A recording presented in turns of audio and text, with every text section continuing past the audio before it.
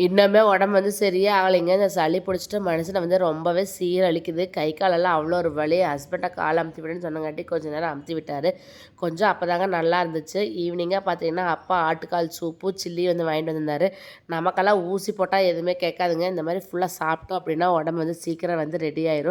காரசாரமான ஒரு ஆட்டுக்கால் சூப் குடிச்சிட்டு கூடவே சில்லி சாப்பிட்றதுக்கு ரொம்பவே சூப்பராக இருந்துச்சுங்க. ஒரே மனவருத்தம் என்னென்னு பார்த்துட்டிங்கன்னா சில்லியில் 5மே வந்து எலும்பாக போயிடுச்சு. மொத்தம் இருந்ததே 10 பீஸு அதில் 5 பீஸ் வந்து எலும்பாக போயிடுச்சு. அதுதான் கொஞ்சம் மனவருத்தமாக வந்து போயிடுச்சு. நைட்டு டின்னருக்கு பார்த்துட்டா தோசை சுட்டு சும்மா ஒரு ஏனோதானோன்னு ஒரு தக்காளி குருமா வந்து வச்சுட்டேங்க. ரொம்ப நல்லா தான் இருந்துச்சு. அதையும் வந்துட்டு ரெடி பண்ணி வந்து எடுத்து வச்சுட்டு நம்ம ஊர் விநாயகர் கோயில் விநாயகர் சதுர்த்தி வரங்காட்டி தம்பியெல்லாம் நோட்டீஸ் வந்து கொண்டு வந்திருந்தாங்க. அதையும் வாங்கி படித்து பார்த்துட்டு லாஸ்ட் பேஜ் பார்த்திங்கன்னா நம்மளோட கம்பெனி நேம் வந்து போட்டிருந்தாங்க. பார்க்குறக்கே ரொம்ப ஹாப்பியாக இருந்துச்சு.